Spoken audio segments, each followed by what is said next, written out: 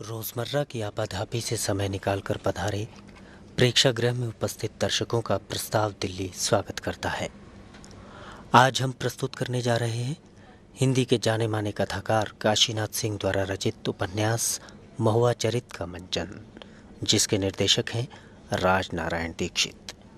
इस प्रस्तुति की अवधि 1 घंटा 20 मिनट है। इसमें कोई मध्यांतर नहीं है।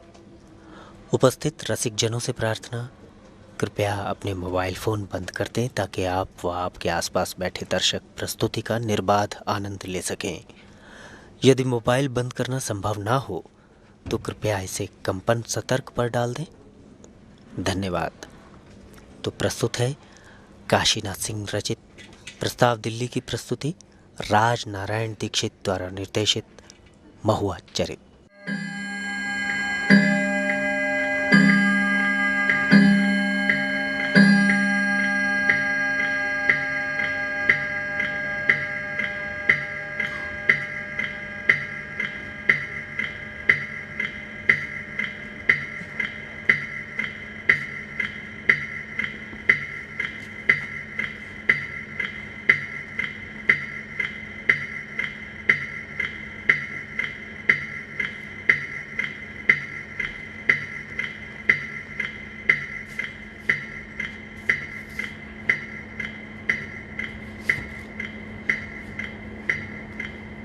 जब तक मैंने अपनी पढ़ाई पूरी नहीं कर ली थी, तब तक प्यार की अहमियत मेरे जीवन में किसी फुटनोट से ज्यादा नहीं थी। ये तब कह रही हूँ जब थीसिस जमा हो चुकी है। ऐसा नहीं कि मुझे प्रेमी नहीं मिले, प्रेमी मिले, बातें भी की, पीछे भी पड़े, लेकिन फिर उन्हें समझते देर न लगी कि इस तरह की फालतू चीजों में मेरी कोई दिलचस्पी नहीं। हाँ, एक बार अगर करियर बन जाए, उसके बाद इस प्यार के लिए तो सारा जीवन पड़ा है।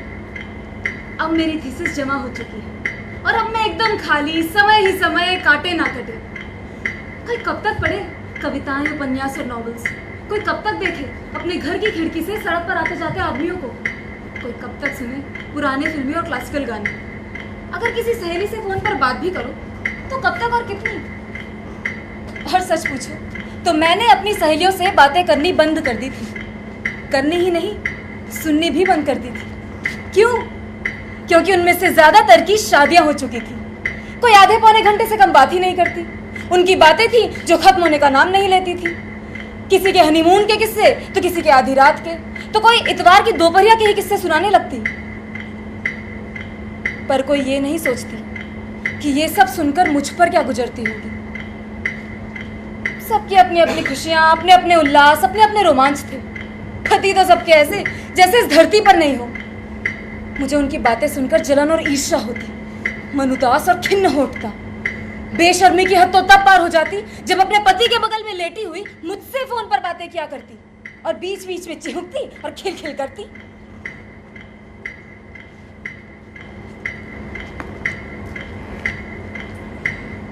मैं अकेली, बेहद अकेली हो चुकी थी।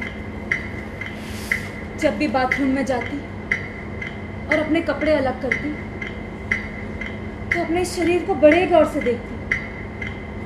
हो सकता है गलत ही हो, पर न जाने क्यों मुझे अपना शरीर गमले में पड़े गुलाब के उस पौधे की तरह लगता, जिसे अगर तुरंत पानी ना मिले तो मुरझाने में देर न लगेगी। इसे पानी चाहिए, कोई पानी दो, लेकिन कौन देगा पानी?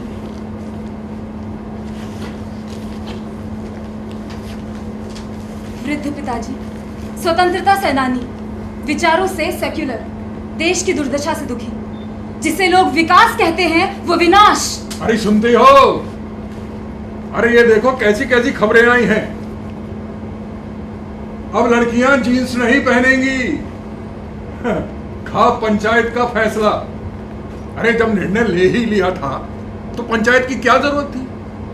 और तुम साले चोर, अपंग, हैं, गंवार, क्रिमिनल, तुम क्या जानो फैसला लेना क्या होता है। और सुनो, एक खबर और है। सास और ननद ने बहू पर मिट्टी का तेल छिड़ककर आग लगा दी। भाई सास और ननद भला कैसे कर सकती जब तक पति, जेठ और ससुर उसमें शामिल ना हो। मैं तो कहता हूं कि दहेज के प्रति ये जो अत्याचार हो रहे हैं इनको सीधी फांसी की सजा देनी चाहिए। अरे लो, एक खबर और है। शादी के मंडप पर वधू ने लड़के के थप्पड़ मारा और शादी से इनकार कर दिया। ये हुई ना बात। अरे ये है वो नौजवान पीढ़ी जो देश को आगे ले जाएगी और बचाएगी भी। वरना मेरा देश महान कहते हुए भी शर्म आती है। पापा की ये बातें कभी कभी अच्छी लगती, लेकिन अब इससे चिढ़ पैदा होती। तुम सारी जिंदगी देश और दुनिया के बारे में सोचते रहे, कभी अपनी बेटी के बारे में सोचा? अरे तुम्हें तो ये तक पता नहीं कि उसकी उम्र कितनी है। 29 के 30। उनसे जिन सहेलियों के बारे में पूछते हो उनमें से कितनी माएं बन चुकी हैं और कितनी पेट से हैं। ये भी जानते हैं कि ना ये दहेज दे सकते हो ना मैं वैसे शादी कर सकती हूँ। फिर ये खुलकर क्यों नहीं कहते कि बेटी हम साथ हैं तुम्हारे, तुम्हारा जो दिल में आए वो करो। मवा बेटे, जी बाबा। क्या बात है, बड़ी कुम्हलाई हुई सी हो। तुम्हारी मम्मी कह रही थी कि तुम आजकल ठीक से खा पी नहीं रही हो। पानी? हाँ तो पिया करो। अरे पानी पीना तो अच्छी बात है, लेकिन एक और है बात बेटा कि देखो, कॉपी, किताब, गाने, खिड़की ये सब ठीक है, कभी कभार बाहर भी हो आया करो, और ना हो तो मम्मी को साथ ले लिया करो। और हाँ, एक बात और, अरे ये घर है, इसके ऊपर इतनी बड़ी छत पड़ी है, वो काहे के लिए? कपड़े सुखाने के लिए। समझ गई ना मैं क्या कहना चाहता हूँ। अच्छा बेटे, अपना ध्यान रखा करो। छत।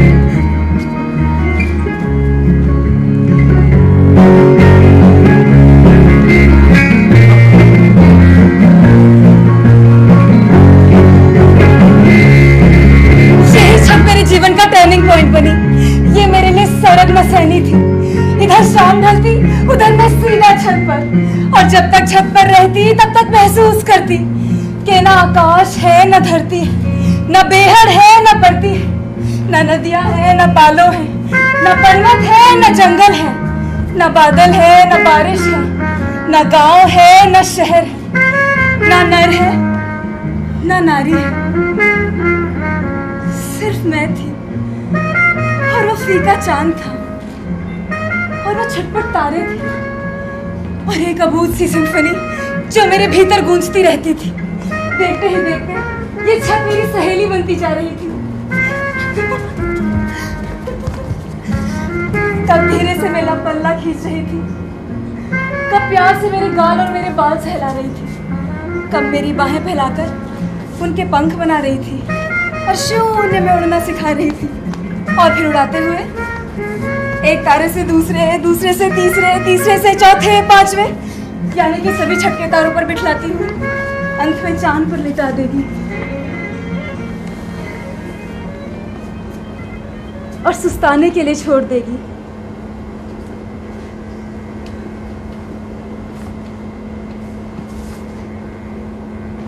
मुझे तो पता भी नहीं चला मुझे लगता है कि मेरी बाढ़ नॉर्मल लड़कियों जैसी नहीं रही। मैंने देह की मांगे बराबर अनसुनी, उनकी ज़रूरतों को अनदेखा किया। ये बड़ी अजीब सी बात है ना कि जो मुझ पर आसक्त होते थे उन्हें मैं बच्चा समझती थी, और जिन पर मैं आक्रोशित होती थी वो मुझे बच्ची समझते थे। ये कौन सा मनोविज्ञान है? यही बेवकूफी इसने हर्षुल के साथ की। अपनी साइकिल लिए साथ या आगे पीछे चलने वाला, क्या थी उसके आगे? किस बात की ऐंठ, अपनी किस बात का गुमान? आखिर गलती क्या थी उसकी? तो हुआ ये कि उस दिन क्लासरूम में एक घटना हो गई थी। कायस्था सर जैसे ही आए पढ़ाना शुरू किया, 2 गुब्बारे पंखे की हवा से इधर उधर नाचने लगे, दोनों सफेद। दरअसल वो गुब्बारे नहीं थे, निरोध को फुलाकर डोरे से बांधकर किसी ने यूं ही छोड़ दिया था। सर का भी उस पर ध्यान गया। उन गुब्बारों के ऊपर बड़े बड़े लेटर्स में लिखा हुआ था कि आज की आवाज यूज एंड थ्रो, वुमेन और निरोध समान है। इसके बाद सर ने क्लास छोड़ दी और गुब्बारे ऑफिस भिजवा दिए। और ये वही दिन था जब हर्षुल मेरे साथ यूनिवर्सिटी के गेट तक आया। कुछ कहता नहीं था, लेकिन मुझे प्यार करता था। महुआ, चले कहीं बैठ के चाय पिए। अच्छा ये बताओ कि भावना नाम की कोई चीज होती है या नहीं? देखो हर्षुल, आज के बाद ना कभी मुझसे मिलना ना ही बात करना, समझे? Goodbye. मैं सोचती हूँ आखिर उसकी गलती क्या थी।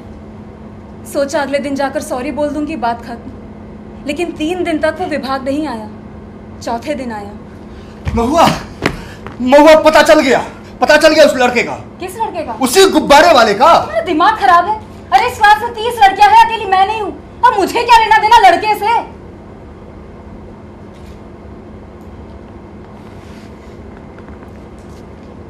अंतिम बार वो इम्तिहान खत्म होने के बाद मुझसे मिलने आया।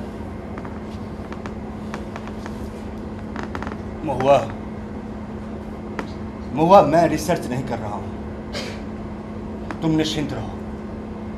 मैं पुणे जा रहा हूं मैनेजमेंट करने के लिए।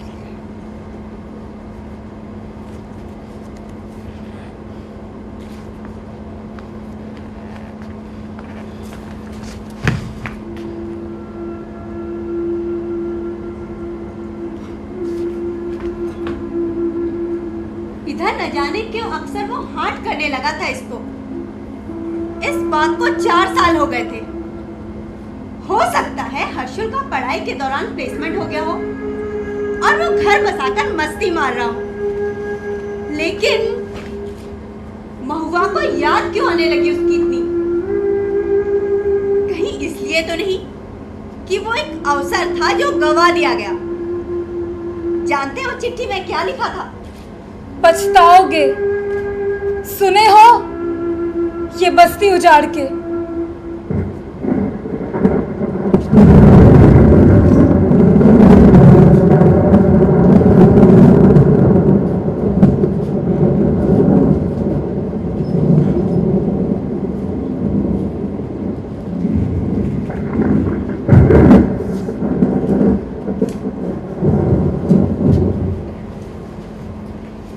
अगर सावन का मतलब घनघोर घटाएं, बिजली की चमक तड़क और धरती की हरियाली, बागों में झूले और कजली है, तो समझिए कि सावन आया ही नहीं इस बरस।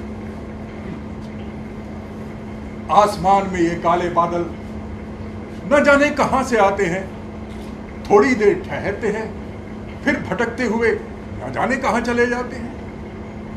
ऐसा लगता है जैसे कि मटर गश्ती करने निकले हो।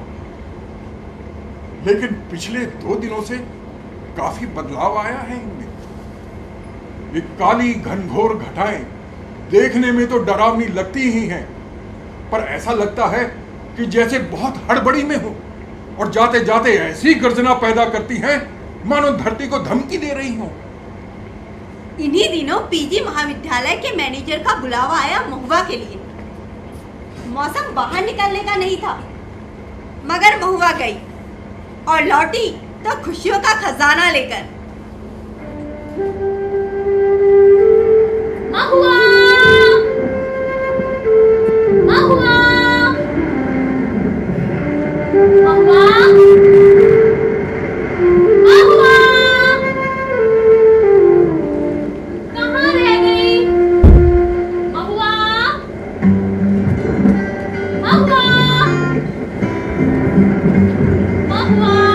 जाने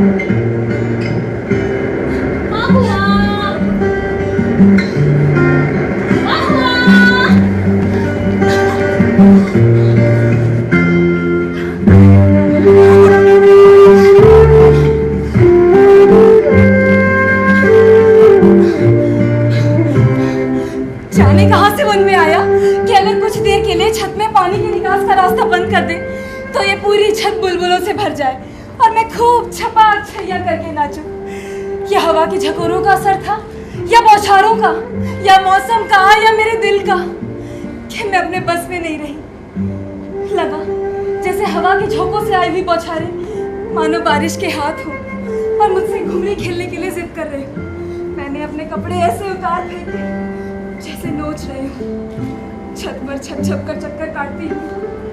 मैं निढाल पानी पर लेट गई।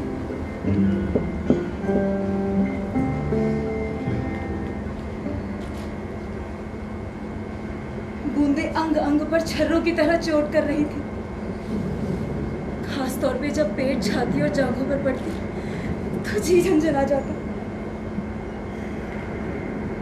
लेकिन रोमांच भी तो था।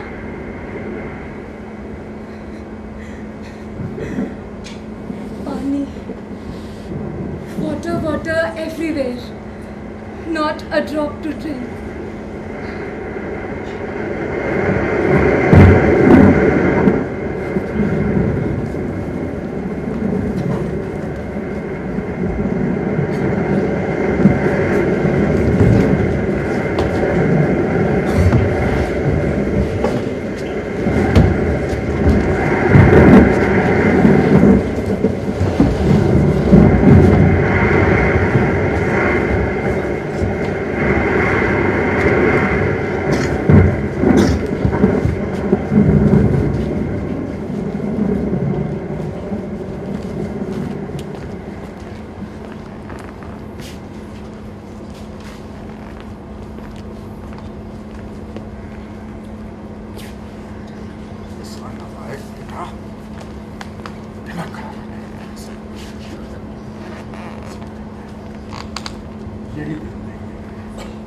अब वहाँ टहलते ही रहोगे? अरे बेटा तो तुम्हारा ही है, अब आके बैठ जाओ। अरे बिगाड़ा तो तुमने ही है उसे, ना उसकी ये मजाल। राम।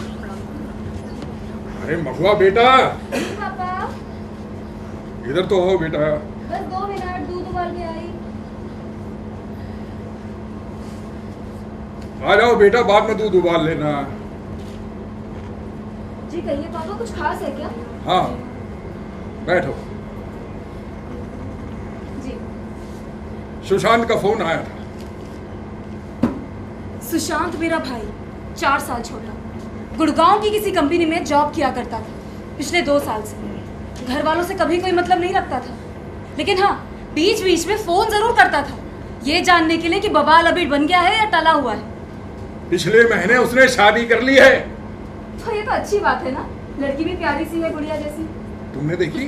अरे मैंने नहीं, आपने भी देखा है। नहीं आया था पिछले साल उसे लेकर? अरे वो नहीं, कोई और है। क्या नाम है उसका? बलविंदर कौर। अरे पापा जो भी है, खुशी की बात है। बड़ी बहन कुंवारी बैठी रहे और वो शादी कर ले, खुशी की बात है। अरे मम्मी तुम इतना परेशान क्यों होती हो? अरे जरा अपनी सेहत का ध्यान रखा करो। और वैसे भी हर कोई अपनी सहूलियत देखता है, दूसरे की नहीं। और आप दोनों को मेरे लिए चिंता करने की कोई जरूरत नहीं है। आ रहा है 21 दिन बाद, आशीर्वाद लेने। देता हूँ उसे आशीर्वाद। जानते हैं क्या देंगे? तो 21 की सुबह आ पहुंचे बलविंदर और सुशांत। दीदी, दीदी।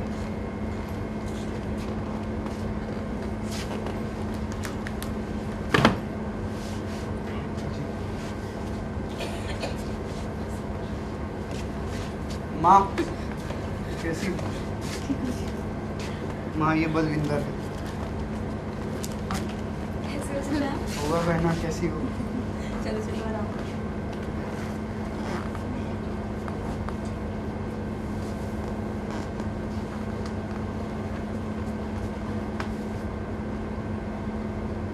अरे ये तो सुशांत से उम्र में बड़ी है, ये उसे कहाँ मिली? अरे ये उसी कॉल सेंटर में काम करती थी जहाँ सुशांत था। ना जाने क्या देखकर शादी की है। एक बात बता, इसने शादी तो सचमुच की है ना? क्या बोल रही हो मम्मी? अरे इसने सिंदूर तो लगाया ही नहीं। ये आजकल के बच्चे भी ना, माँ बाप तो कुछ रह ही नहीं गए।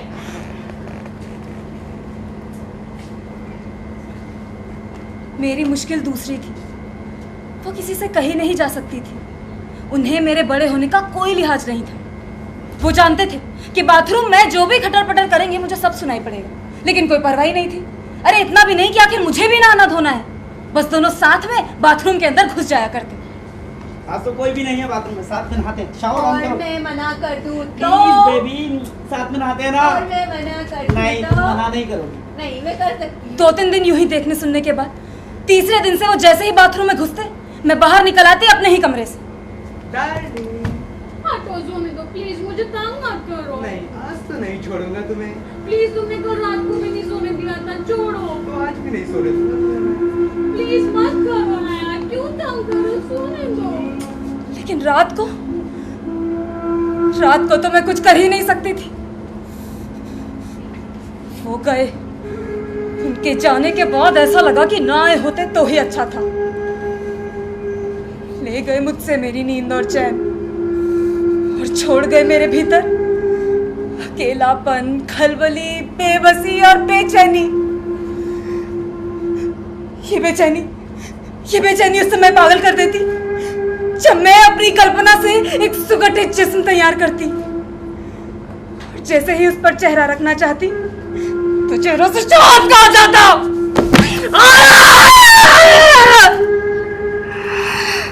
कितना काटा पीटा, डस्टर घुमाया, काली मोती, फिर वही चेहरा।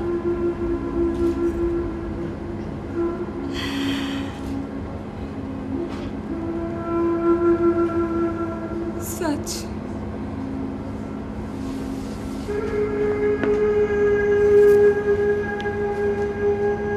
डिप्रेशन में चली गई थी। बाजार से गुजरती तो सोचती कि कोई मुझे देख क्यों नहीं रहा, कोई मेरी चाल पर कमेंट क्यों नहीं पास कर रहा। आंटी जी, आपका रुमाल।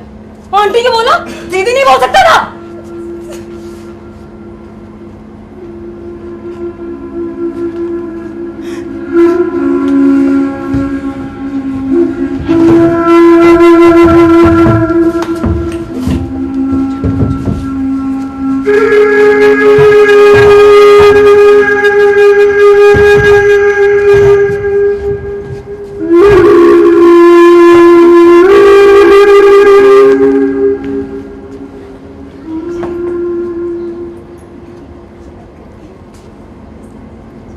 मेरे लिए वो गैर गैर है हार, उनके लिए ये सुन रही हो? कोई आहट, कोई आवाज? ये तो बगल की छत से आ रही है ना। कौन गा रहा है? साजिद, तुम्हारा पड़ोसी, नया किराएदार। ये करता क्या है? लेक्चरर है मनोविज्ञान का। 2 बच्चे हैं और बीबी हमीदा। और सुनो, तुम्हारे पिताजी खन्ना लोगों से नाराज हैं। पैसे के लालच में मुसलमानों को मकान किराए पे दे दिया। ये तो कहीं से मुसलमान दिखता ही नहीं। बच्चे सेंट जोसेफ में पढ़ते हैं और घर में ये बरमूडा पहनता है।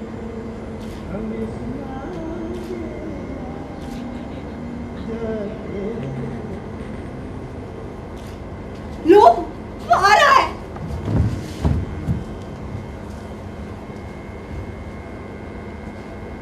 हेलो। हेलो। काफी अच्छा शहर है। हम लोग यहाँ नए आए हैं। मेरा नाम साजिद है। आपका नाम? महुआ। साजिद से कभी कभार बातें हो जाया करती थी। आतंकी हमलों, विभागीय पॉलिटिक्स और इंटरनेट पर आई मेरी विषय की वैकेंसी की सूचना देने के माध्यम से।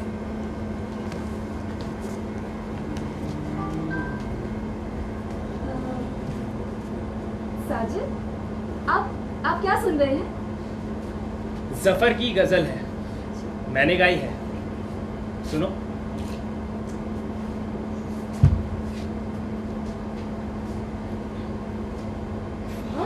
आप तो बहुत ही अच्छा गाते हैं। अच्छा तो क्या, बस गा लेता हूँ। अच्छा, आपने संगीत कहाँ से सीखा? यहाँ से। ये वो पहली रात थी जब साजिद महुआ के सपनों में दाखिल हुआ।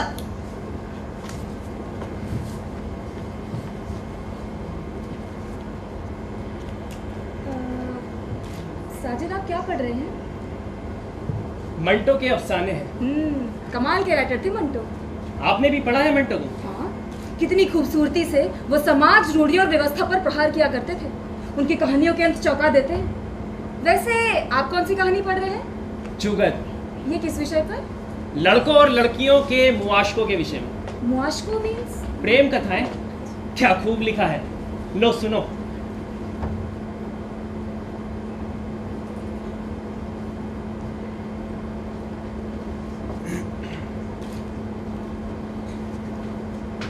तुम आर्टिस्ट हो, नोटबुक निकालकर ये भी लिख लो कि आर्टिस्ट अव्वल दर्जे के बेवकूफ होते हैं। मुझे बहुत तरस आता है उन पर। कमबख्तों की बेवकूफ़ी में भी खुलूस होता है।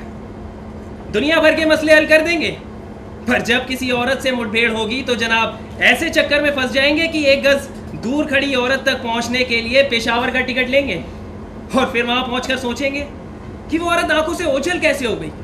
लिखिए कि आप अव्वल दर्जे के चुगत हैं। वैसे इस कहानी का अंत क्या है? खूबसूरत कल्पना है ये। किस्से के अंदर के किस्से में प्रकाश बताता है कि उसका दोस्त चंबा की पहाड़ी पर खड़ा है, वहीं बगल में साफ पानी का नाला बह रहा है। वो तरह तरह की कल्पनाएं करता है। 1.25 महीने तक मुस्कुराते हुए लड़की उसके आगे से गुजरती और हीरो साहब भी मुस्कुराने की रिहर्सल करते हैं। 1.25 महीने के बाद वो लड़की ही खामोशी तोड़ती है, उससे सिगरेट मांगती है और वो डलोजी से 15 पैकेट सिगरेट के मंगाकर अपनी महबूबा को भेज देता है। फिर धीरे धीरे बातें करने लगता है तरह तरह की, पर वो कैसे उस लड़की पर अपनी शहवानी ख्वाहिश जाहिर करता है। शहवानी मीन्स? काम वासना संबंधित। फिर उसे उम्मीद थी कि एक रोज खुद लड़की ही अपने आप को उसके हवाले कर देगी। कुछ दिन बीतते हैं, वो तरह तरह की स्कीमें बनाता है। अंत में वो उसे किसी लारी वाले के साथ हम बिस्तर होते देखता है तो एक लहजे के लिए महसूस करता है कि मैं ही सबसे बड़ा चुगत हूं।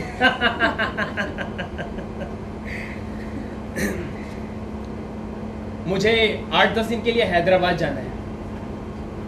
देखा है?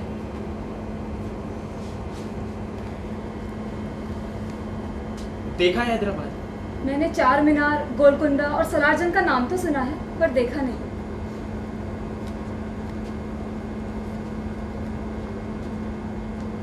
चल सकती हो? हमीदा बेगम, उम्र 30। ये तो हमीदा भाभी के नाम है। आप ही हमीदा बेगम है, इसके सिवा कोई सूरत नहीं थी। स्टेशन अलग अलग पहुंचेंगे, साथ नहीं। बाकी अपना देख समझ लीजिएगा।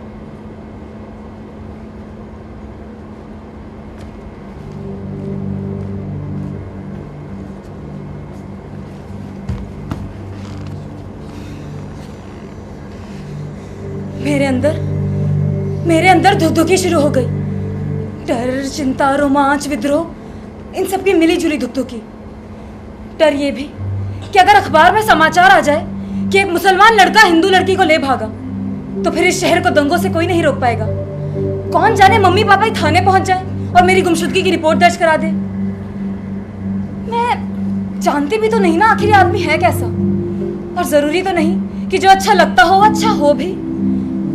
आखिर इसका बिगड़ना क्या है? 2 बच्चों का बाप है, बीवी है, नौकरी है। तलाक की नौबत आ भी जाए, तलाक दे ना दे, कौन जाने दे भी दे तो मेरा क्या बनेगा? लड़की, ये तेरा भ्रम है। तू इसमें फड़फड़ा सकती है लेकिन उड़ नहीं सकती। तू जिन दीवारों से घिरी है उससे सिर्फ हथौड़े ही तोड़ सकते हैं, और ये तो सिर्फ सेंध है।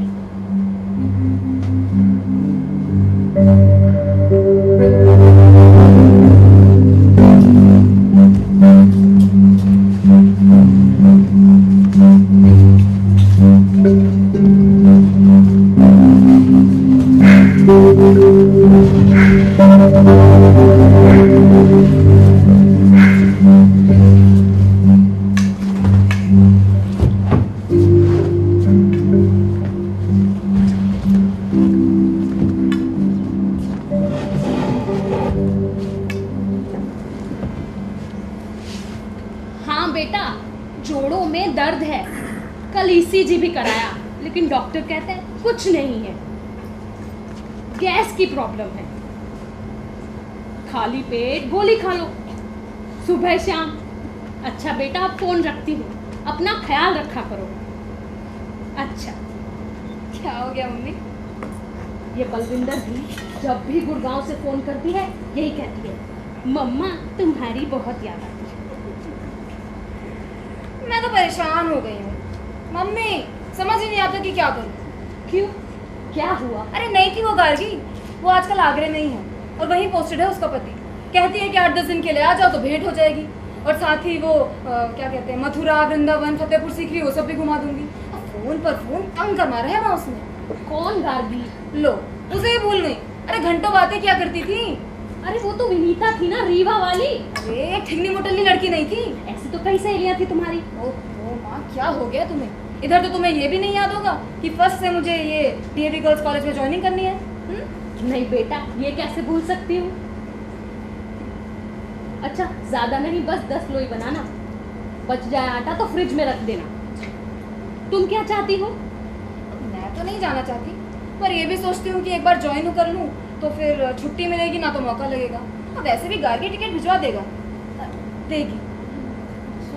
तो जा हुआ, पापा से पूछ लेना।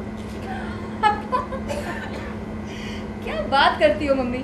अरे पापा ने आज तक किसी काम से मना किया है जो अब कर देंगे? अब कहती हो तो पूछ लूंगी, मेरा क्या। मना तो नहीं करते, लेकिन पूछ लेना चाहिए, कल को मुझ पे ही बरस पड़े। सुनते हो? हाँ जी। महुआ की सहेली है आगरे में। अच्छा। बुला रही है। हाँ तो जाने दो। अकेले? अकेले? अरे तो क्या हुआ, वो ना तुम्हारी तरह बुढ़िया है और ना नन्ही सी बच्ची जिसको देख रेख के लिए 24 घंटे कोई चाहिए।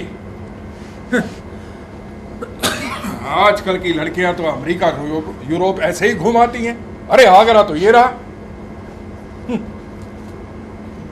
अरे सुनते हो मुआ बेटे, वहां से फोन कर दिया करना अपने हालचाल बताने के लिए। जी अच्छा। मैं भी गया था एक बार आगरा, बहुत कुछ है वहां देखने के लिए। मैं तो बस ताजमहल देख के लौट आया। महुआ बेटे, तुम वहां सब कुछ देखना।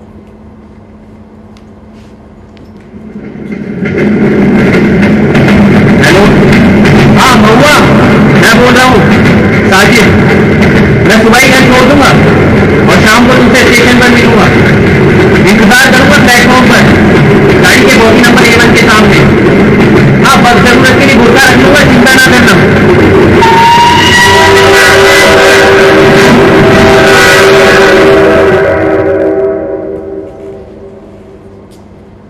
ये साजिद मेरा प्यार नहीं, सम्मोहन था, सिर्फ सम्मोहन। उसकी कला की मारी और मैं। हर लड़की को अपने सौंदर्य को लेकर संदेह होता है। वो बस इतना चाहती है कि कोई इतना भर कह दे कि तुम्हारी जैसी खूबसूरत लड़की नहीं देखी। मेरे लिए कोई साजिद था, ये संयोग था। ये शंकर, शशांक, शिशिर कोई भी हो सकता था।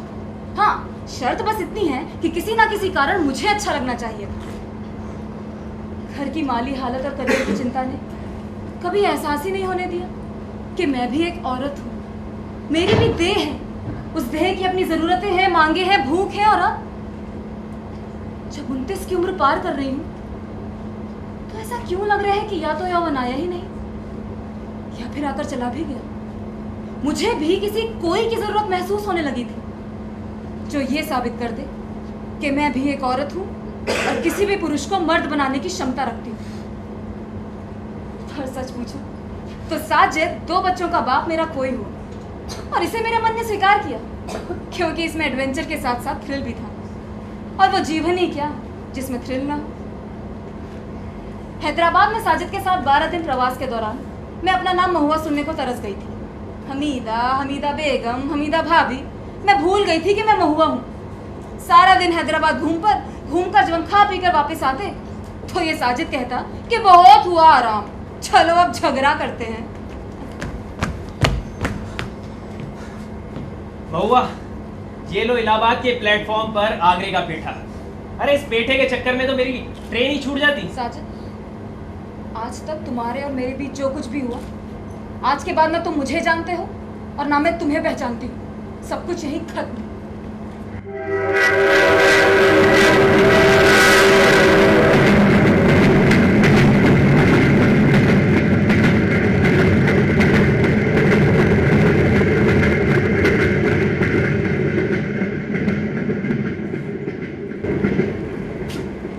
वैसे एक बात बताऊं, पिछली रात हमने साथ ही गुजारी थी, ट्रेन पर एक ही बर्थ में।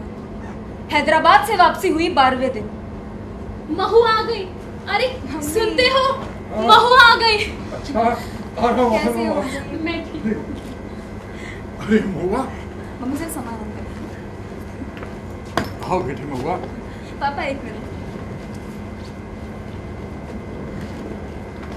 बहुत दिन के बाद आई है।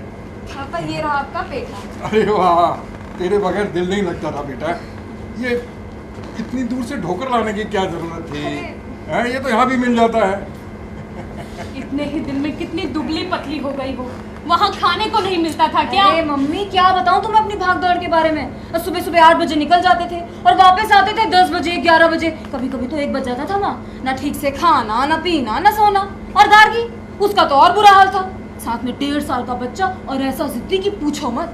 क्यों? उसे देखने के लिए सास नहीं थी? अरे थी क्यों नहीं, लेकिन हफ्ते भर पहले चली गई थी ना गाँव।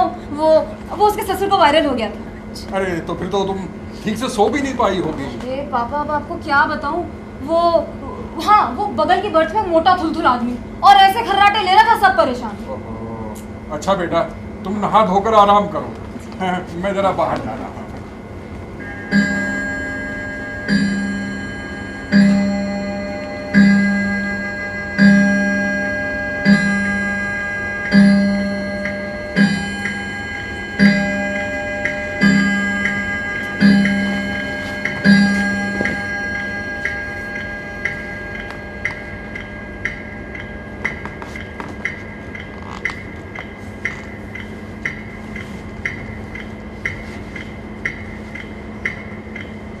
साजिद को भुला देना और ना पहचानना कितना मुश्किल है, ये नहीं जानती थी। लेकिन फिर भी मैंने खुद से लड़ते रहने का निर्णय लिया।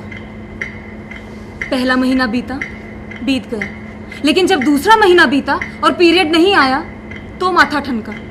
बहुआ बेटा, लो थोड़ा सा दूध पी लो। मम्मी मेरा मन नहीं है। सुनते हो? अब देखो ना, महुआ दूध ही नहीं पी रही। अरे क्या हुआ महुआ बेटे? बहुत कमजोर हो गई हो। बाहर का खाना पीना सबको रास नहीं आता, यह इंसान को बीमार कर देता है। बेटा कहीं जॉन्डिस तो नहीं हो गया? किसी अच्छे से डॉक्टर को दिखाकर इसको दवा दिलाओ। अपना ख्याल रखा करो बेटा। पापा आप चिंता मत करिए।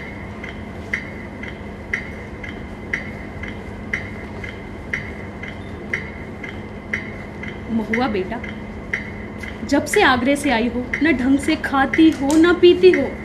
क्या करूं मम्मी, भूख ही नहीं लगती। पीरियड तो ढंग से आ रहे हैं ना। मम्मी क्यों परेशान होती हो? वो सब कुछ ठीक है, आप जाके मेरे लिए फ्रूट्स ले आओ प्लीज।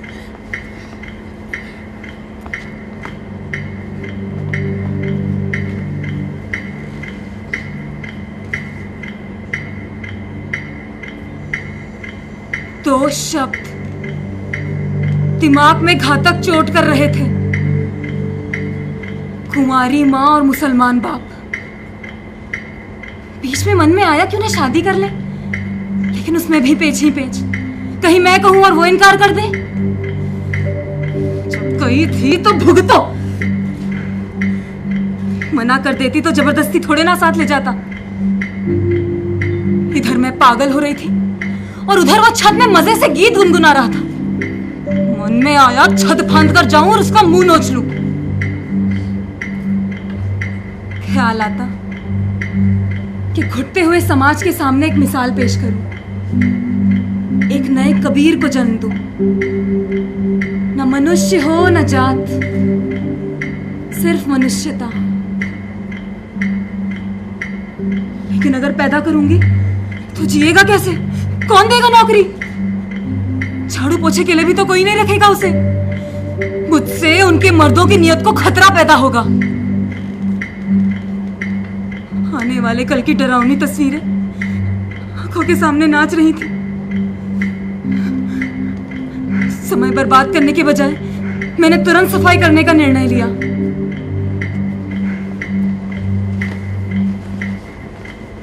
माँ की डिब्बिया से लिया सिंदूर मांग में भरा, हॉस्पिटल पहुंची। डॉक्टर को बताया कि वो और हस्बैंड जॉब में है, घर में देखभाल के लिए कोई नहीं, इसलिए बच्चा नहीं चाहिए।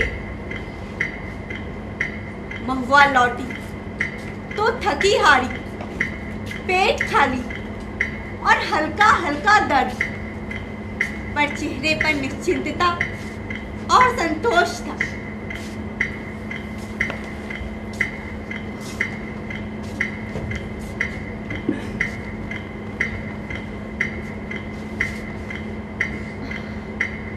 महुआ, कोई लड़का आया था, हर्षुल नाम बता रहा था। हर्षुल?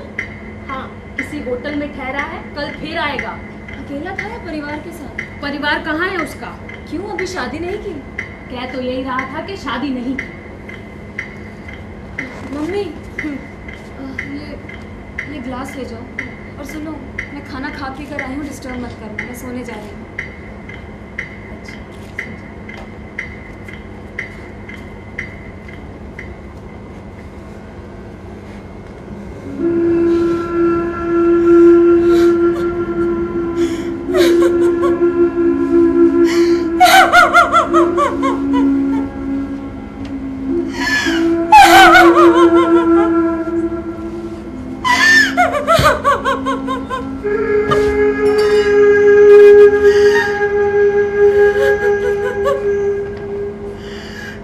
छुट्टी में फंसी मांस की वो गुलाबी गोली हट नहीं रही थी,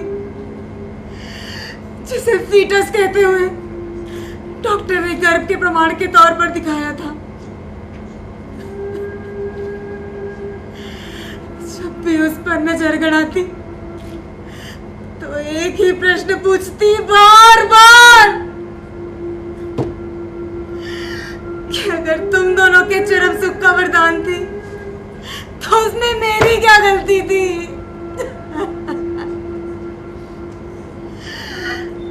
एक मन कहता नाचो गाओ खुशियां मनाओ, बच गया जीवन, बच गया भविष्य।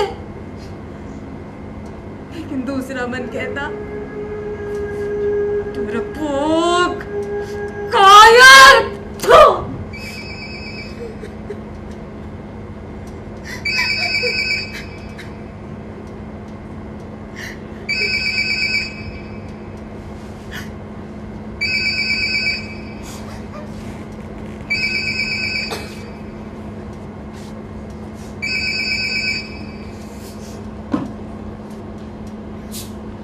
हेलो हेलो, हाय, मैं हर्षुल।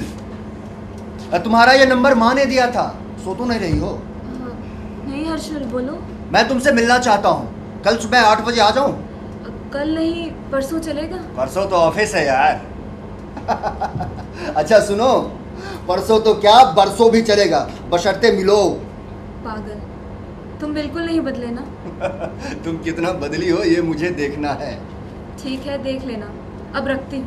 अच्छा, ओके, बाय।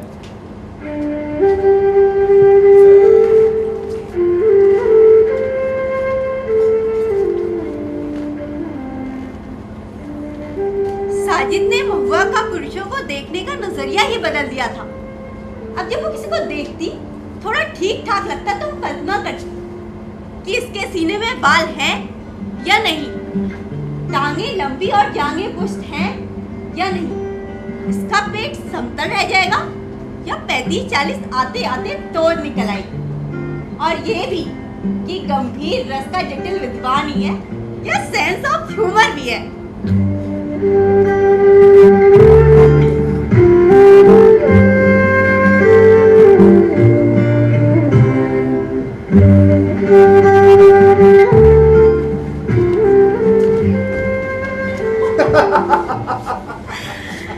हर्षुल, तुम कैसे आ गए हमारे नगर में?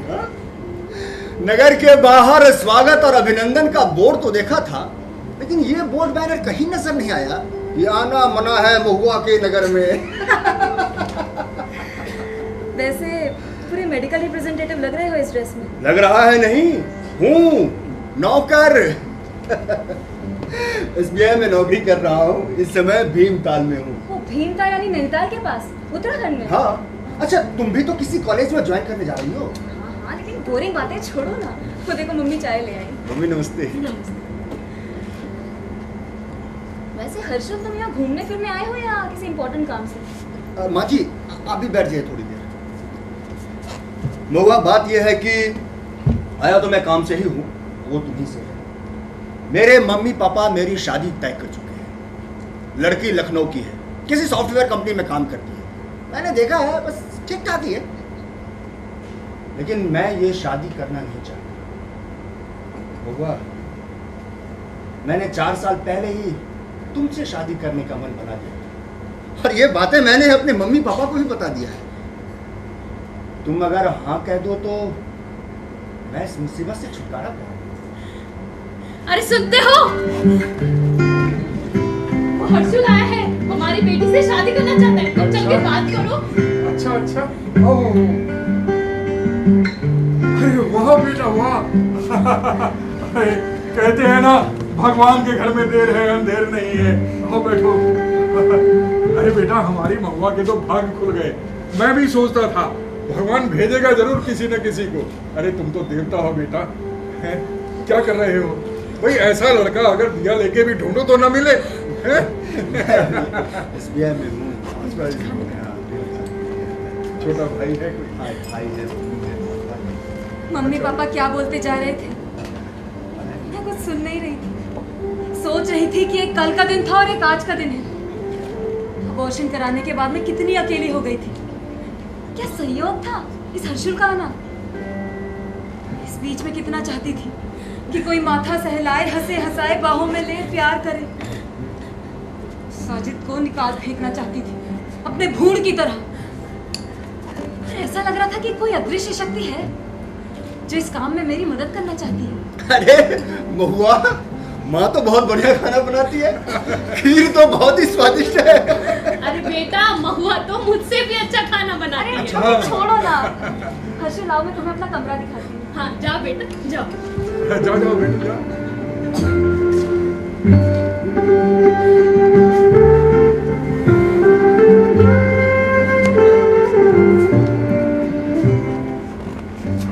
तुम वहाँ कहाँ जा रहे हो? चलो ना।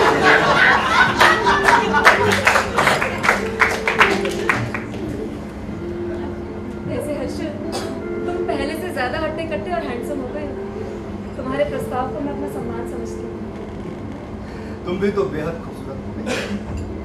अच्छा एक बात बताओ, अगर मना कर दूं मैं शादी के लिए, तो उस लखनऊ वाली से शादी करोगे?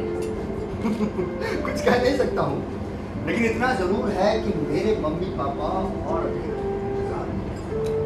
पर मन बनाने के लिए मुझे कुछ समय चाहिए। तो अभी कहाँ करने जा रहे हैं शादी? अरे होगी तो जाड़े में होगी। और कितना समय चाहिए? समय मैं मांग रही थी अपने महत्व का एहसास जताने के लिए। मेरी खुशी का कोई ठिकाना नहीं था। न जाने किन किन विषयों पर महुआ और हर्षुल ने बातचीत की, पर नहीं की तो शादी के बाद आने वाले उन मुश्किलों के बारे में जो उनके बीच खड़ी हो सकती थी। महुआ नौकरी करना चाहती थी और माँ बाप को अकेला नहीं छोड़ना था। जनवरी के अंत में उन्होंने अपनी नई जिंदगी की शुरुआत की और हनीमून के लिए गए उत्तरांचल। दो रातें भीमताल, नैनीताल, रानीखेत, कौसानी, पिथौरागढ़ और फिर भीमताल। ये रातें एक दूसरे के साथ छेड़छाड़ करने में, खेलने में, साथ साथ नहाने धोने में, सेक्स की विभिन्न मुद्राओं के प्रयोग में और हर जगह में बीती। इन दोनों के शरीर एक दूसरे के लिए रहस्य लोक थे और प्रयोगशाला भी। इस रहस्य को जानने के लिए देह को जितना खंगालते, रहस्य उतना ही गहराता जाता।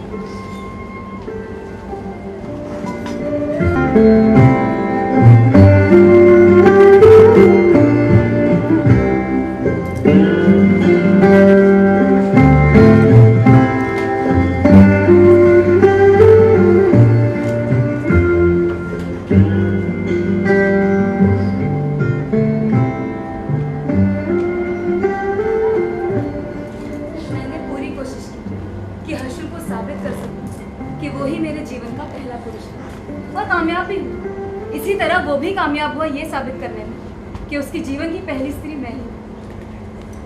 हर्षुल, चलो ना अब झगड़ा करते हैं।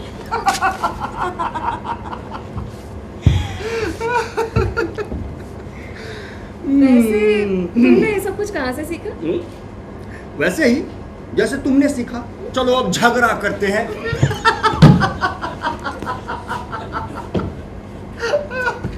अरे पगली पगली, ये सब कोई सीखने सिखाने की चीज है क्या?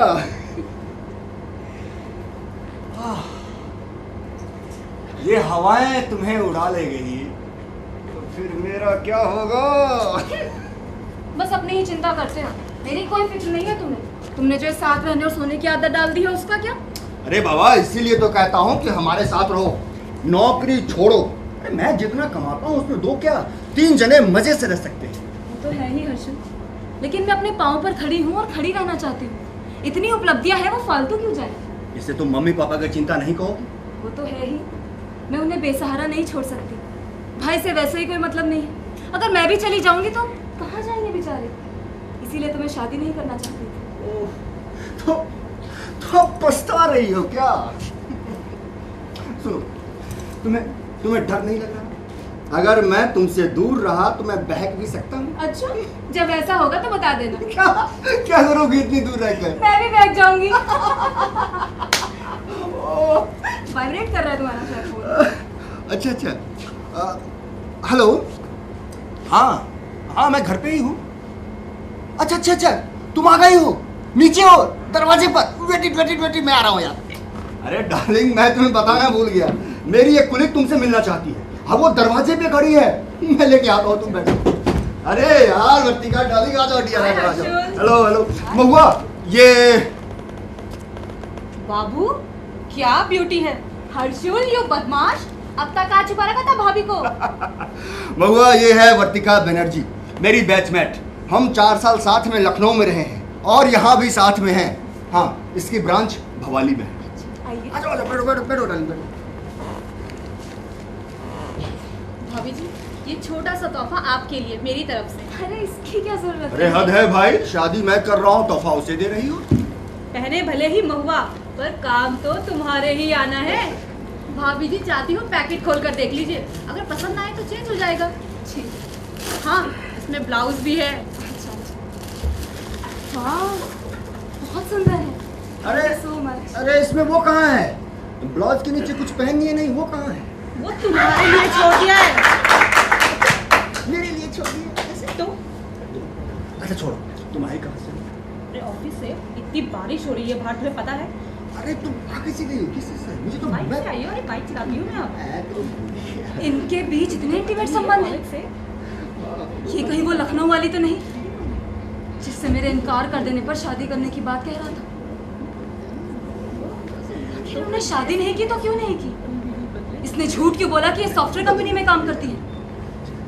इससे दूर रहने पर बहकने की बात भी तो कर रहा था।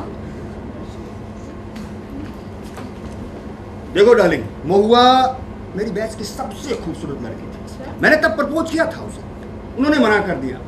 अब आके वो मान गई और शादी के लिए हाँ गई। बहुत बढ़िया हर्षिल। मैं तो 4 साल उसका इंतजार किया हूँ। अच्छा। अरे भाभी जी, इसकी क्या जरूरत है, बैठिए हमारे साथ। वैसे आप कब कर रही है शादी? पहले उम्र तो हो जाने दीजिए, जल्दी क्या है? अब और कितनी उम्र चाहिए? मुझसे छोटी तो ना होंगी। 50 से पहले शादी का कोई मतलब नहीं, और शादी की जाती है बुढ़ापे में सहारे के लिए।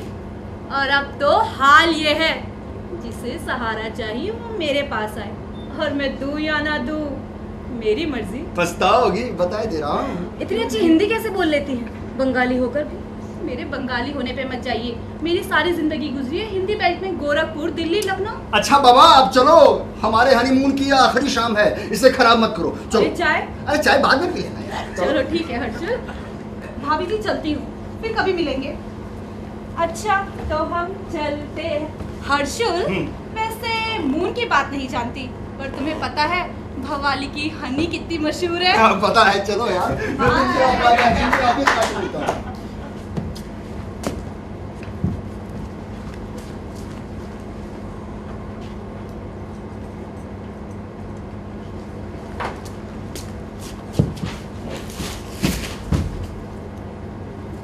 डार्लिंग मैं नीचे जा रहा हूँ तुम्हारे लिए चिकन और वाइन लाने। तुम्हें अपने हाथों से चिकन बना के खिलाऊंगा और वाइन पिलाऊंगा।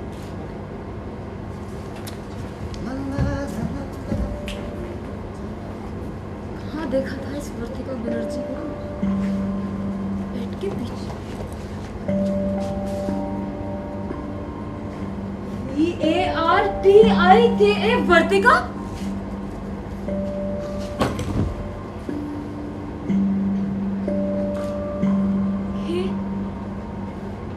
ये तो आईब्रो पेंसिल और लिपस्टिक से लिखा है। ये हर्षल की हैंडराइटिंग भी तो नहीं। इसका मतलब मुझसे पहले इस वर्तिका बनर्जी का इस बेडरूम में उठना बैठना सोना सब रहा है।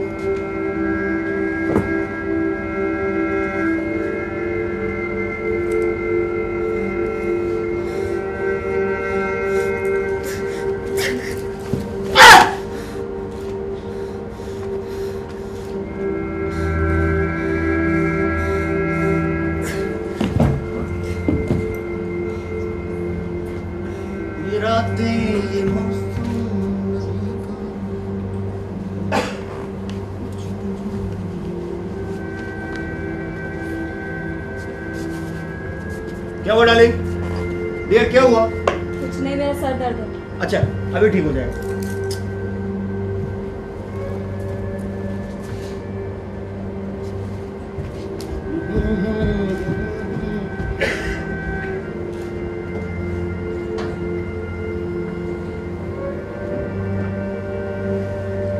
वो सारी रात मेरे बगल में बैठकर खाता पीता रहा।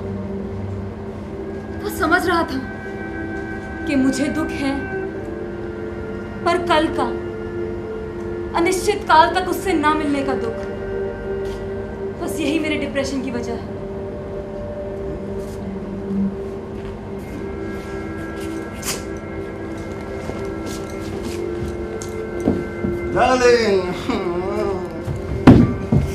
हर्षल हटो! 12-13 दिन से तुम्हारे साथ हूँ और सो नहीं पाई हूँ। मुझे नींद आ रही है, सोने दो प्लीज। लो बाबा मैं तुम्हारा पाँव दबा देता हूँ। छोड़ो ना, तंग मत करो। तो फिर क्या करूं जिससे तुम्हें नींद आ जाए? बोलो। कुछ नहीं।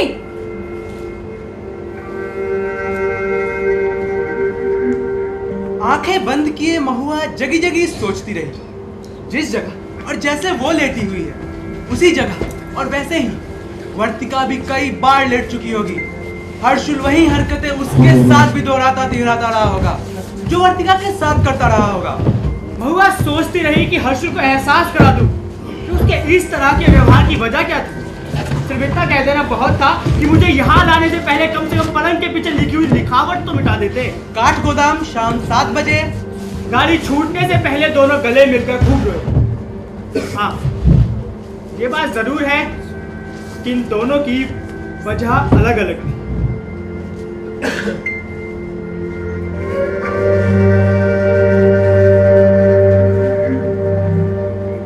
हेलो डार्लिंग, क्या कर रही हो? तुम्हारी याद आ रही है हर वक्त हर जगह, सुबह शाम, उठते बैठते सोते जागते। अब रहा नहीं जाता, अब जिया नहीं जाता। अरे यार अब तो सोया भी नहीं जा रहा है। तुमने आदत बिगाड़ दी। अकेले रहने की आदत नहीं रही ना अब। तुम आ जाओ ना प्लीज, तुम आ जाओ ना। मैं तुम्हारा इंतजार कर रहा हूँ। ये रही खुली बाहें, बस तुम आ जाओ।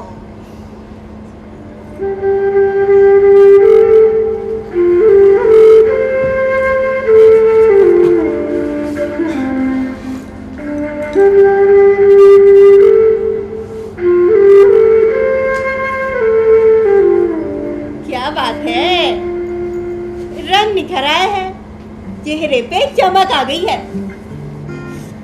देह भी बड़ी बड़ी लग रही है।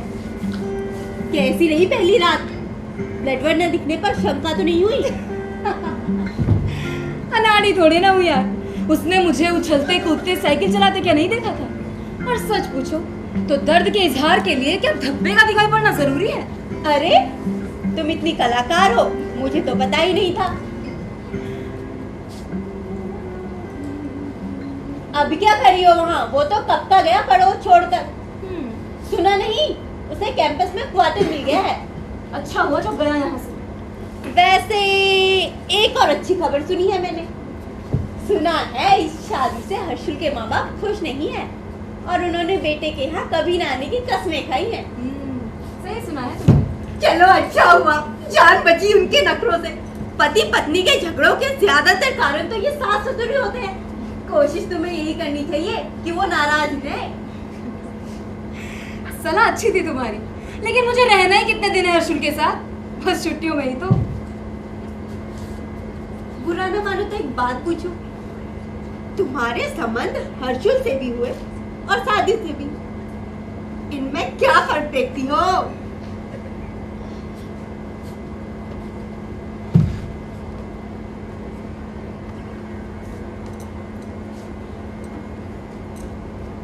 इस बारे में कभी सोचा नहीं था मैंने, लेकिन हाँ, इतना जरूर कह सकती हूँ कि साजिद के साथ मैं अपने आप को खुली और उन्मुक्त महसूस करती थी। यहाँ एक प्रकार का संकोच है, एक लिहाज है कि कहीं मैं कुछ ऐसा ना कह दूं या कर दूं कि हर्षिल बुरा मान जाए या नाराज हो जाए। तुम जानती हो, मैं हर्षिल के साथ पूरे 14 दिन रुकी। उसकी एक फ्रेंड है वर्तिका, एक दिन वो वहां आ गई तो हर्षिल ने वर्तिका के साथ ब्रा की बात छेड़ दी। तो उसमें क्या बुरा था? उसकी उम्र है, दोनों साथ साथ रहे, मजाक किया होगा। अरे लेकिन हर्षिल के बेड के पीछे की दीवार पर आईब्रो पेंसिल और लिपस्टिक से वर्तिका का नाम लिखा हुआ था। इसमें ये कहाँ साबित होता है कि वो दोनों साथ सोते रहे हैं? ये कहाँ साबित होता है?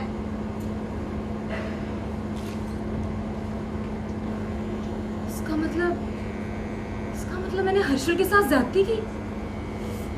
ओह, इतनी बेवकूफी! विदाई वाली रात खराब कर दी, उसकी भी और अपनी भी। दिल और दलदल दोनों एक समान होते हैं।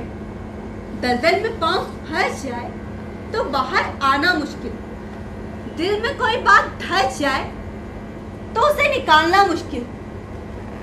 वर्तिका की बात को दिल से निकाल फेंक। वैसे देखा जाए तो चिंता जीने का सबसे बड़ा सबब है। जब तक चिंता है तब तक जिंदगी है। चिंता खत्म, जिंदगी खत्म। अपने घर को ही देख, मम्मी पापा की चिंता ही उन्हें जिलाए जा रही है।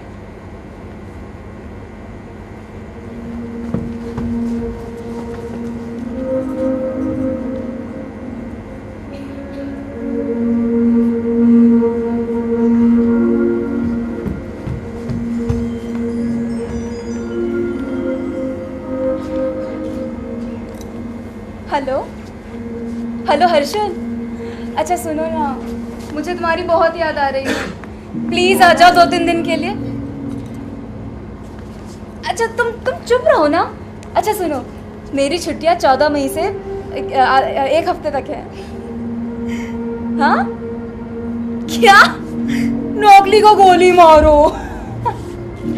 अरे होली की छुट्टियों तक इंतजार करो।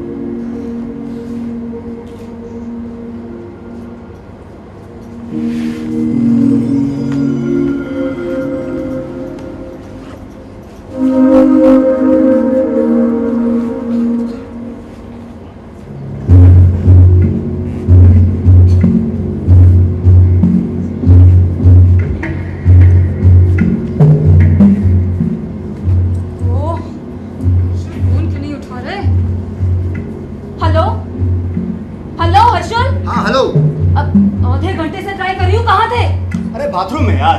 बाथरूम में? तुम्हें रिंगटोन नहीं सुनाई दे रही थी? आधे घंटे से क्या कर रहे थे बाथरूम में? तुम्हारी याद करके आंसू बहा रहा था। और क्या कर रहा था? उसने लैंडलाइन का रिसीवर हटा दिया होगा और मोबाइल को साइलेंट मोड पर रख दिया होगा।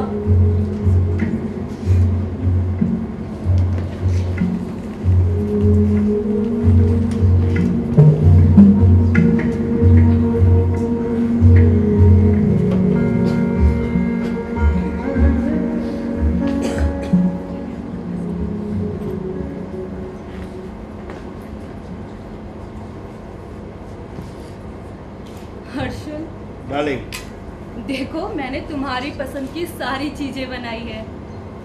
पुलाव, फिश करी और ये कबाब। बताओ तो कैसा बना है? बहुत बढ़िया डार्लिंग। तुम खाना बहुत लजीज बनाती हो, बहुत खूबसूरत। तुम्हें मालूम है डार्लिंग, मैंने ऑफिस से निकलते ही तुम्हारे लिए बियर का इंतजाम कर लिया था। तुम्हें मालूम है, मैं महुआ से शादी करके बहुत पछता रहा हूँ। एक ऐसी लड़की जिसको अपने पति से ज्यादा उसकी 2 कौड़े की नौकरी इंपॉर्टेंट है। एक वो है और डार्लिंग एक तुम। डियर, तुम्हारी आंखें कितनी खूबसूरत है, जी करता है इसमें डूब जाऊं। हाय। वो कहते हैं ना कि कृपया नाटक से पहले अपने फोन स्विच ऑफ कर ले, क्योंकि नाटक के दौरान कोई व्यवधान उत्पन्न ना हो।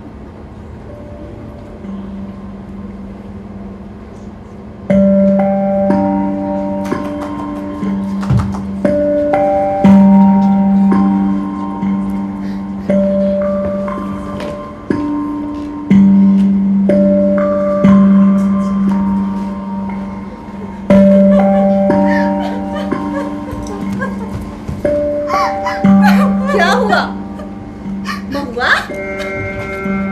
परेशान क्यों हो? मैं हर्षुल को कब से फोन ट्राई कर रही थी, फोन नहीं उठा रहा था। ऐसा वो सिर्फ उन्हीं क्षणों में करता है।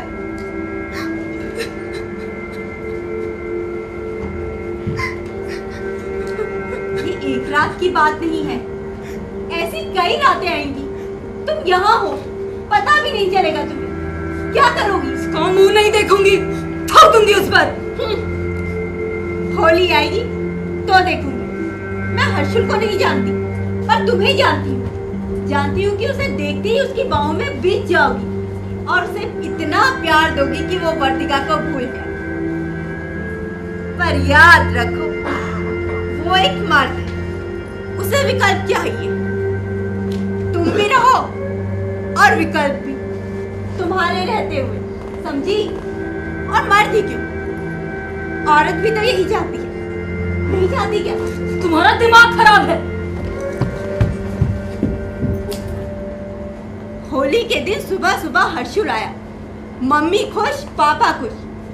शाम को हर्षुल बाजार गया बर्फी लेने और पहुंच गए दोनों मीर घाट बोटिंग करने।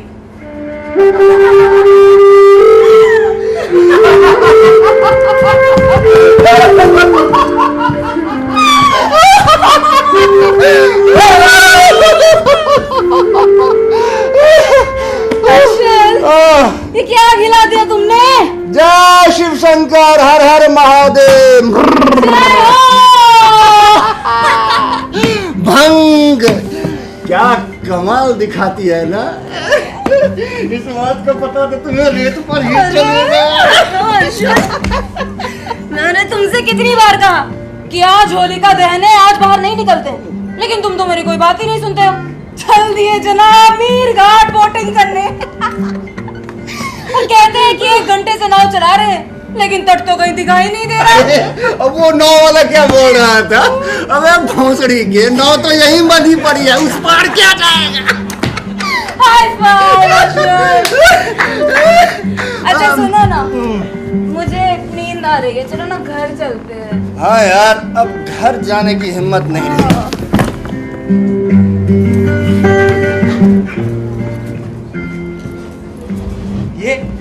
ये इनकी पहली होली थी। जो महाकाव्य उस दिन रेत पे लिखित रह गए थे, उसके कई सर्ग छत और पलंग पर लिखे जाते रहे। जाते जाते हर्षुल ने महुआ को गर्मियों की पूरी छुट्टियों का कार्यक्रम चेकआउट कर 15 मई की टिकट पकड़ा दी। नैनीताल के बोट हाउस क्लब के लाउंज के बगल वाले टेरेस पर मई का अंतिम रविवार।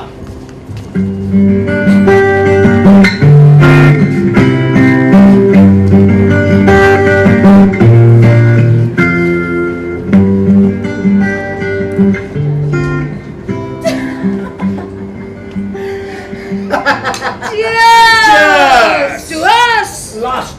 But not the least. Okay okay. हाँ डार्लिंग, तुम्हें कुछ चाहिए? 1 large blender Sprite और 1 प्लेट पनीर पकौड़ा। हाँ, मेरे लिए एक वोडका ले लेना। हाय हाय, वोडका। डार्लिंग, तुम्हें मालूम है इस क्लब का मालिक मेरा क्लाइंट है, 2 पास दे रखी है मुझे। हाँ, मैं तुम्हें एक बात बताना भूल गया। मेरे ऑफिस में एक लड़की है, वो पिछले 1 साल से किसी लड़के के साथ लिविंग रिलेशन में है और दोनों बिल्कुल शादी करने के लिए तैयार नहीं है। घर वाले परेशान कि कर ले शादी, लेकिन नहीं। बताओ। अरे तुम ये सब छोड़ो हर्षुल, पिछले 4-5 साल में नई जनरेशन की कहानी सुनाती हूँ तुम्हें। मेरे कॉलेज के गर्ल्स हॉस्टल में वार्डन ने काम वाली से पता है क्या कहा? कि कमरों की सफाई बाद में करना, पहले नालियों में बहने वाले पैकेट बटोर लेना। और जी लड़कियां इस मामले में इतनी एकजुट कि कब कौन सा लड़का किस लड़की के कमरे में आ रहा है किसी को नहीं बताती थी। Oh my God. अरे भाभी जी, आदाब। आप अकेले आई हैं? साजिद भाई कहीं नजर नहीं आ रहे? अरे पहचाना नहीं आपने मुझे? मैं उमर खयाम, अरे वही जिसे आप रुबाई वाला बोलती थी। मैं चुप हूँ तो आप कुछ भी अनाप शनाप बकते जा रहे हैं। कौन आप हैं? हैरत है, इतनी जल्दी भूल गई आप? अरे याद कीजिए हैदराबाद चार मीनार, जहाँ पर बैठकर बिरयानी खाई थी हमने, और फिर वहीं से गए थे मीना बाजार, मालाएं खरीदी थी आप। बेटी हर्षल, संभालो इन जनाब को। इस शराब के नशे में कुछ भी अनाप शनाप बकते जा रहे हैं तो क्या मैं सुनती रहूंगी? गो गो गो। मियाँ, आपकी तारीफ। मियाँ, मैं इसी नैनीताल में रहता हूँ, मल्लीताल में गरीब खाना है अपना। प्रोफेसर हूँ उर्दू का, कभी कभी छुट्टियों में चला आता हूँ अपने वतन। और जनाब आप? ठीक, जाइए, तशरीफ ले जाइए, यहाँ से जाइए। अरे मियाँ चंगेज खां, थोड़ा आराम से, खामखा गर्म हो रहे हैं आप तो। दरअसल कसूर ना मेरा है ना आपका है। अरे ये सब तो उस ऊपर वाले की करामात है, जो कभी कभी 2 चेहरे एक से गढ़ देता है और हम जैसे समझदार लोगों से गफलत हो जाती है। खामखा आपको तकलीफ, माफ कीजिए।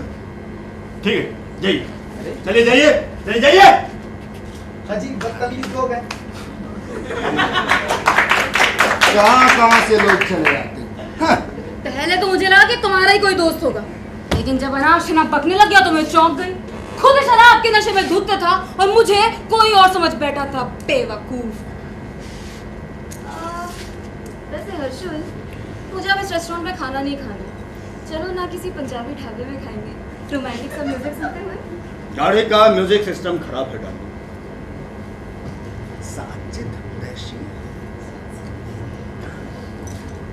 हर्षुल, ये हैदराबाद कौन से प्रदेश में आता है? हैदराबाद तुम्हें नहीं मालूम? आंध्र प्रदेश। आंध्र प्रदेश। वहाँ की मालाओं की बहुत तारीफ सुनी है मैंने। वहाँ की मालाओं की खासियत क्या है?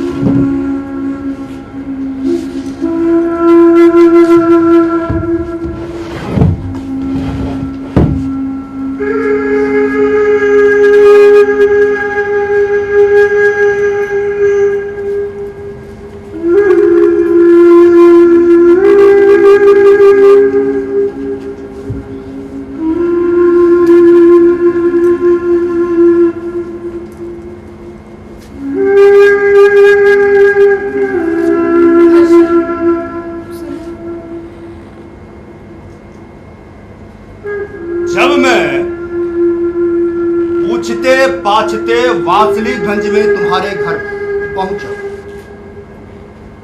तो तुम्हारे घर के ठीक बगल के घर में एक नेम प्लेट लगा हुआ था। ऊपर उर्दू में और नीचे हिंदी में लिखा था, साजिद कुरैशी, लेक्चरर मनोविज्ञान विभाग। साले साजिद कुरैशी बहुत परेशान किया तुमने।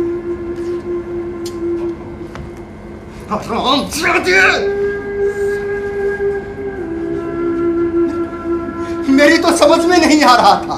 भाभी जी, भाभी जी,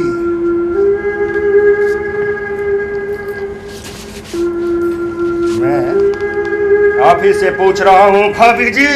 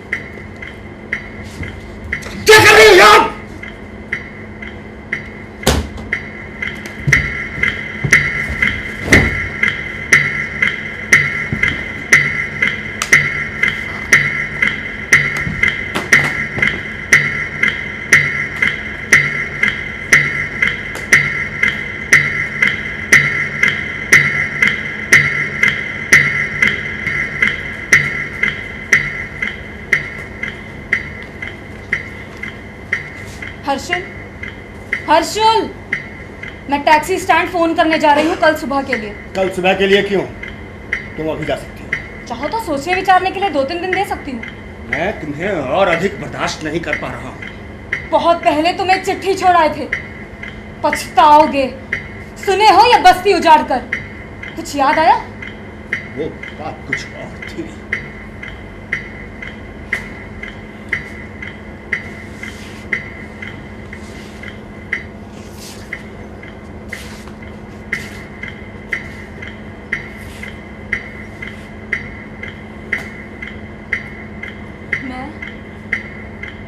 हर्षुल से प्यार करती थी, इसलिए कि वो अधिक से अधिक दोस्त और कम से कम पति था।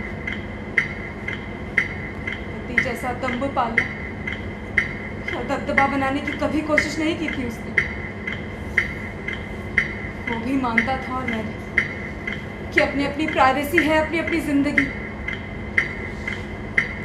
लेकिन ये सारा विवेक धरा का धरा रह गया। देह ने बाजी मार ली, इस नश्वर देह ने।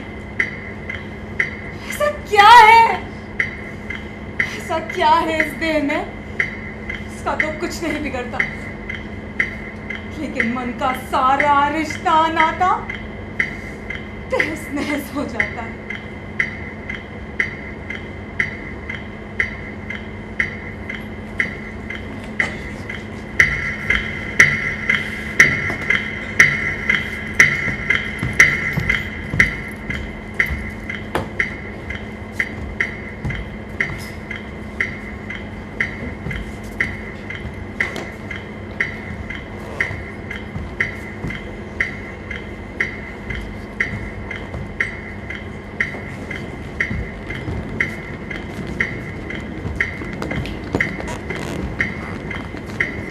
रुको, मैं तुमसे कुछ पूछना चाहता हूं।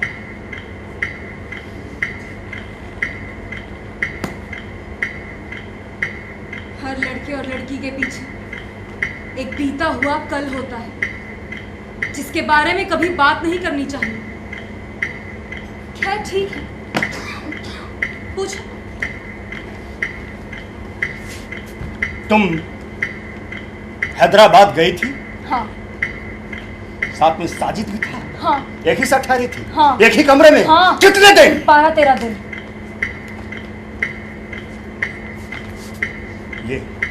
ये माला उसी ने दी? पसंद उसकी है, पैसा मेरा। साले साजिद को ऐसी ब्रीफकेस में 2 मालाएं और भी, चाहो तो उन्हें भी निकाल देती हूँ। ये जो पेट में है ना, उसे पहले निकालिए। क्यों? झूठा है? मुझे नहीं चाहिए तो नहीं चाहिए। पेट मेरा है, पैदा मुझे करना है, तुम्हें किस बात की तकलीफ है?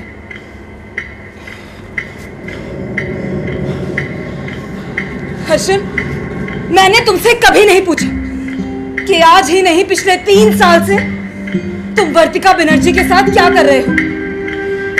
क्या कर रहे हो? जानती हूं, लेकिन पूछूंगी नहीं। इतना याद रखना। भैया का सामान निकालो।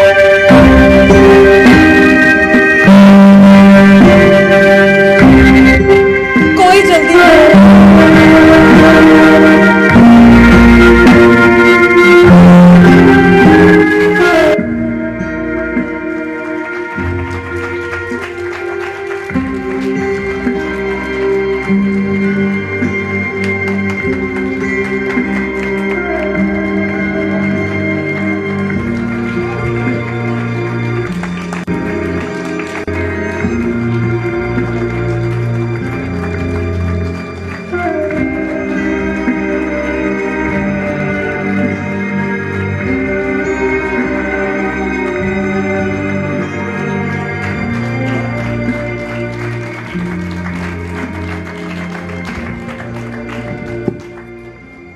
ये थी प्रस्तुति महुआ चरित्र। ये हमारे लिए सौभाग्य की बात है कि इस उपन्यास के रचयिता श्री काशीनाथ सिंह और हिंदी साहित्य जगत की एक प्रखर हस्ताक्षर और आलोचक श्री नामवर सिंह, ये दोनों हमारे बीच मौजूद हैं और प्रेक्षागृह में।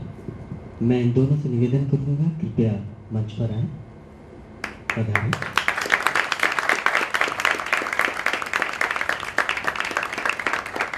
हमारे रंगमंच, दिल्ली के रंगमंच के साक्षी, ज़्यादातर प्रस्तुतियों के साक्षी रहे हैं श्री दीवान सिंह बजेली और श्री संगम पांडे। उन दोनों से भी निवेदन है, कृपया मंच पर आए। आइए आइए।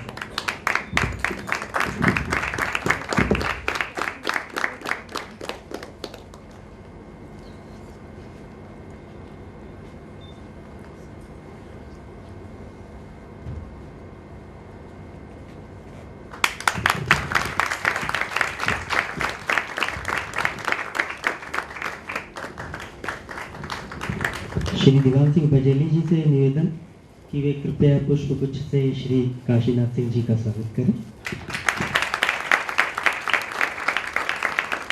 और श्री संगम पांडे नामवर सिंह जी को पुष्पगुच्छ भेंट करेंगे। धन्यवाद। इस नाटक के निर्देशक व प्रकाश परिकल्पक श्री राजनारायण दीक्षित।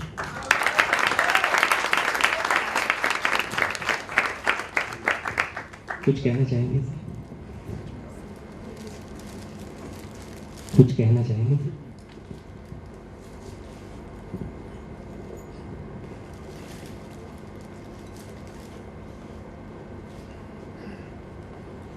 मेरे लिए ये ऐतिहासिक क्षण है।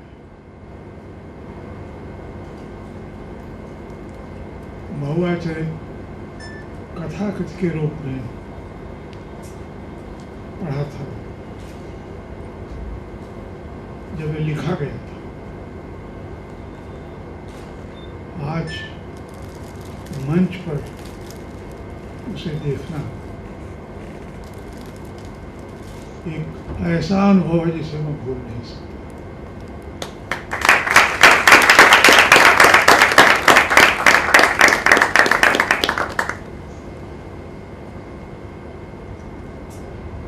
दिल्ली में रहते हुए NSD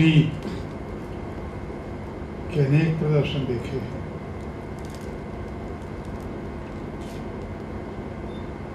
लेकिन एक किसी कथाकृत को मंच पर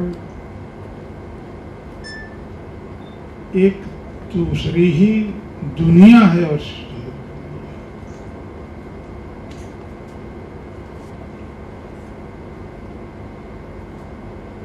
मैं इसकी परिकल्पना के लिए और इसकी प्रस्तुति के लिए, क्योंकि लेखक के बारे में मुझे कुछ नहीं कहना,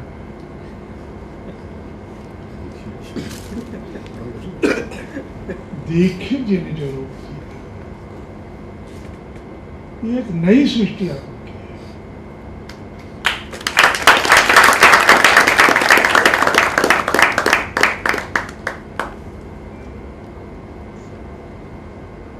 और एक कथाकृति के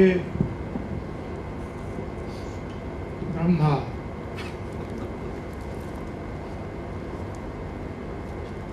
और दीक्षित जी ने उस कथाकृति को जो मंच पर जिस रूप में उतारा, ये दूसरी ही कृति है।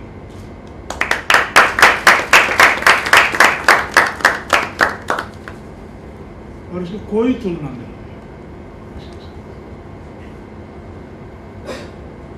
मुझे याद नहीं कि किसी कथाकृति को मंच पर एक नई सृष्टि आपने की।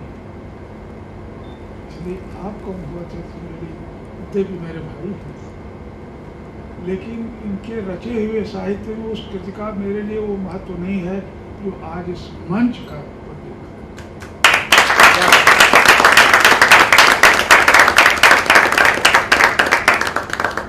एक भी क्षण डल नहीं था।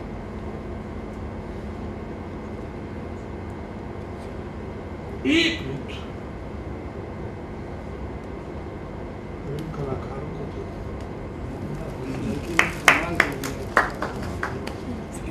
बेटा तुमने कमाल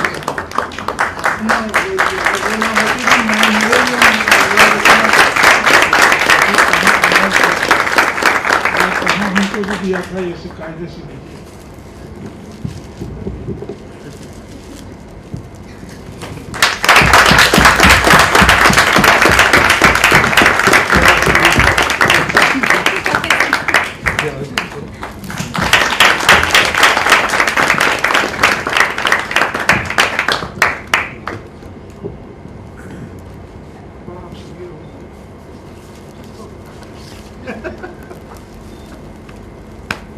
आशीर्वचन के रूप में नामवर सिंह जी ने इतना कुछ कह दिया है कि कुछ और कहा जाना बाकी नहीं रहता, लेकिन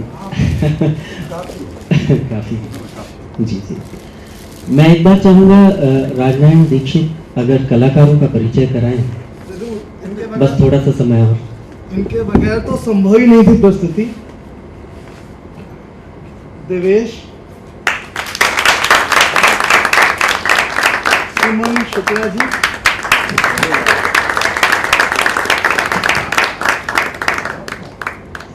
सौरभ मित्रा, अभिलाषा गहरा,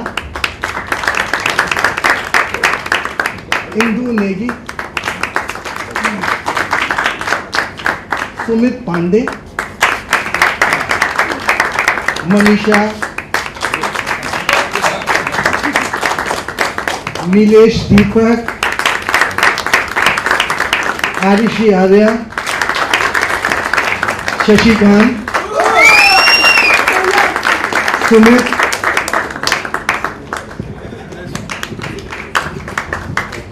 और मुकेश और मोहित चूक। और एक चीज सबसे बड़ी, म्यूजिक से जो एटमॉस्फेयर क्रिएट किया, सैंडी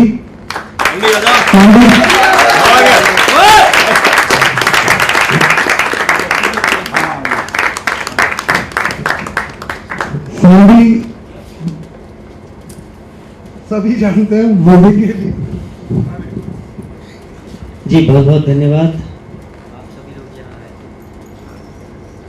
और आज की प्रस्तुति के साक्षी बने। हम ऐसी प्रस्तुतियाँ आपके सामने लाते रहेंगे। धन्यवाद।